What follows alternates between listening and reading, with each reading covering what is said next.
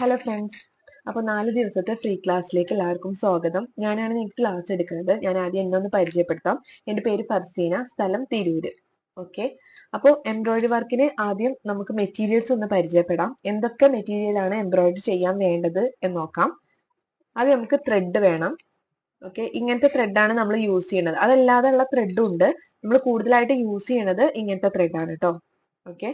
പിന്നെ ബിഗിനേഴ്സ് ആയതുകൊണ്ട് അതായത് ഫസ്റ്റിൽ ചെയ്യുമ്പോൾ നമുക്ക് ഈ ഒരു ത്രെഡാണ് ഏറ്റവും നല്ലത് ഉപയോഗിക്കാൻ. പിന്നെ ഈ ഒരു ത്രെഡിന്റെ പ്രത്യേകത എന്ന് പറഞ്ഞാൽ ഈ ഒരു ത്രെഡിൽ 6 ഇഴകളായിട്ടാണ് ഈ ഒരു ഒറ്റ ത്രെഡ് ഉള്ളത്. ഈ ഒരു ത്രെഡിൽ 6 ത്രെഡ് വരുന്നുണ്ട്. ഓക്കെ, ഇതുപോലെ. അപ്പൊ നമുക്ക് ഇത് ഇങ്ങനെ തന്നെ വെച്ചിട്ട് ഈ ഒരു 6 ഇഴം കൂടി കൂട്ടിയിട്ട് നമുക്ക് ഇതുപോലെ വർക്ക് ചെയ്യാം. അതല്ലാന്നുണ്ടെങ്കിൽ ഇതിൽ നിന്ന് 3 ഇഴ ആക്കിയിട്ട്, അതായത് നമ്മളെ വർക്ക് അത്ര കട്ടില്ലാതെ ഇങ്ങനെ തിന്നായിട്ടാണ് വർക്ക് വേണ്ടതെന്നുണ്ടെങ്കിൽ നമുക്ക് ഇതിൽ നിന്ന് 3 ഇഴ എടുത്തിട്ട് വർക്ക് ചെയ്യാൻ ഉപയോഗിക്കാം. അതല്ല തിക്കായിട്ടാ വേണ്ടതെന്നുണ്ടെങ്കിൽ നമുക്ക് ഈ ഒരു ഒറ്റ ത്രെഡ് വെച്ചിട്ട് തന്നെ നമുക്ക് വർക്ക് ചെയ്യാൻ എടുക്കാം. ഓക്കെ, അപ്പൊ ഇതാണ് നമ്മുടെ ത്രെഡ് കേട്ടോ, എംബ്രോയിഡറി ചെയ്യാൻ ഉപയോഗിക്കുന്ന ത്രെഡ്. പിന്നെ നമുക്ക് വേണ്ടത് റിംഗ് ആണ്. ഓക്കെ, ഇത് 8 ഇഞ്ചിന്റെ റിംഗ് ആണ് കേട്ടോ. ഇത് 8 ഇഞ്ചിന്റെ റിംഗ് ആണ്. നമ്മൾ ഈ ഒരു റിംഗിന്റെ 2 എണ്ണമായിട്ടാണ് വരിക. ഉള്ളിലൊന്ന്, പിന്നെ പുറത്തേക്ക് ഒന്ന്, അതിനേക്കാളും ഉള്ളിലത്തേനേക്കാളും ഒന്നും കൂടി വലുതായിട്ടാണ് പുറത്തേക്ക് ഇങ്ങനെ സ്ക്രൂ ഒക്കെ ആയിട്ട് ഇത് ടൈറ്റ് ചെയ്ത് കൊടുക്കാനാണ്. ഓക്കെ, ഈ ഒരു ഉള്ളിലത്തതാണ് നമ്മൾ അളക്കുക. ഈ ഒരു ഉള്ളിലത്തത് ഇവിടെ തൊട്ടിട്ട് ഇതുവരെ അളക്കുമ്പോൾ ഇവിടെ 8 ഇഞ്ചാണ് കിട്ടുക. ഓക്കെ, അപ്പൊ ഇത് 8 ഇഞ്ചിന്റെ റിംഗ് ആണ് എടുത്തിട്ടുള്ളത്. നിങ്ങൾക്ക് 6 ഇഞ്ച് 7 ഇഞ്ച് അങ്ങനെ പല അളവിലും നമുക്ക് കിട്ടും. അപ്പോൾ നിങ്ങൾക്ക് 6 or 7 ഇഞ്ച് വാങ്ങാത്തവര് 6 or 7 ഇഞ്ച് വാങ്ങാം. അതല്ല 8 ഇഞ്ചൊക്കെ കയ്യിലുള്ളവരാണെന്നുണ്ടെങ്കിൽ അതായാലും മതി, കുഴപ്പമില്ല കേട്ടോ. ഓക്കെ, പിന്നെ നമുക്ക് വേണ്ടത് നീഡിലാണ്. ഇതാണ് എംബ്രോയിഡറി നീഡില്. ഇതിന്റെ ഹോള് കുറച്ച് വലുതായിരിക്കും. കണ്ടോ, ഇതിന്റെ ഹോള് കുറച്ച് വലിയ ഹോളായിരിക്കും. ഇതാണ് നീഡില്. ഓക്കെ, പിന്നെ ഇതാണ് ക്ലോത്ത്. ഇതൊരു കോട്ടൺ പോലത്തെ ക്ലോത്ത് ആണ്. ഇതിന് പോപ്ലിംഗ് ക്ലോത്ത് എന്നാണ് പറയാ. ഓക്കെ, ഇതാണ് ക്ലോത്ത്. അപ്പൊ ഈ വൈറ്റ് പല കളറ് നമുക്ക് കിട്ടും. വൈറ്റ് തന്നെ നമുക്ക് ക്ലാസ്സിൽ ചെയ്യാൻ വൈറ്റ് തന്നെ വാങ്ങാൻ ശ്രദ്ധിക്കുക കേട്ടോ. വൈറ്റിൽ ചെയ്യുമ്പോഴാണ് അതിന്റെ ഒരു പെർഫെക്ഷൻ അത് പെർഫെക്റ്റ് ആയിട്ട് നമുക്ക് ചെയ്യാൻ സാധിക്കുള്ളൂ. അപ്പോൾ വൈറ്റിൽ തന്നെ ചെയ്യാൻ ശ്രദ്ധിക്കുക കേട്ടോ. അപ്പൊ ഇതാണ് ക്ലോത്ത്, കുറച്ച് കട്ടിയുള്ള ഒരു ക്ലോത്ത് ആണ്. പിന്നെ നമുക്ക് കത്രിക വേണം ത്രെഡ് കട്ട് ചെയ്യാന്. പിന്നെ നമ്മൾ ഈ ഒരു ഫ്രീ ക്ലാസ്സിൽ 2 മിറർ വർക്ക് വരുന്നുണ്ട്. അതായത് മിറർ വർക്കിന്റെ ഒരു ബേസിക് ആയിട്ടുള്ള ഒരു മിറർ വർക്കിൻ്റെതും അതല്ലാതെ ഒരു മിറർ വർക്കും വരുന്നുണ്ട്. അപ്പോൾ അതിന് വേണ്ടിയിട്ട് നമുക്ക് ഇതുപോലത്തെ വലിയ സൈസിൽ മിറർ കിട്ടും, ചെറിയ സൈസിൽ കിട്ടും. അത് ഏതാണോ നിങ്ങളൊക്കെ അവൈലബിൾ ആയിട്ട് കിട്ടുന്നത് അത് വാങ്ങിച്ചാലും മതി.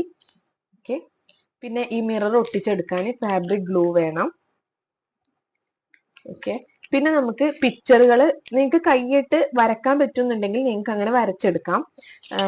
അതല്ലാന്നുണ്ടെങ്കിൽ നമുക്ക് ഇതുപോലത്തെ യെല്ലോ കാർബൺ പേപ്പർ വാങ്ങാൻ കിട്ടും. ഓക്കെ, ഇതുപോലത്തെ യെല്ലോ കാർബൺ പേപ്പർ കിട്ടും. അപ്പോൾ അതന്നെ യെല്ലോ കാർബൺ തന്നെ യൂസ് ചെയ്യണം. ബ്ലാക്കോ ബ്ലൂവോ ഒന്നും യൂസ് ചെയ്യാൻ പാടില്ല. യെല്ലോ കാർബൺ പേപ്പർ തന്നെ യൂസ് ചെയ്യണം. അപ്പോൾ യെല്ലോ കാർബൺ പേപ്പർ വെച്ചിട്ട് നിങ്ങൾക്ക് പിക്ചർ പ്രിന്റ് എടുത്തിട്ട് ട്രേസ് ചെയ്തെടുക്കാൻ പറ്റും. ഓക്കെ,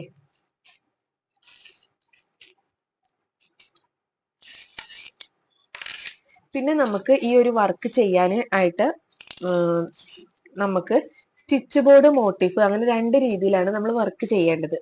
അപ്പൊ ഞാനിവിടെ അത് കാണിച്ചു തരാം. ഇത് ഞാനിപ്പോ നമുക്ക് പിന്നെ സ്റ്റിച്ച് ബോർഡ് ആക്കിയിട്ട് എടുത്തിട്ടുള്ളതാണ്. ഞാൻ ചെറുതായിട്ടാണ് എടുത്തിട്ടുള്ളത്. നിങ്ങൾ എടുക്കുമ്പോൾ വലുതായിട്ട് തന്നെ എടുക്കാം.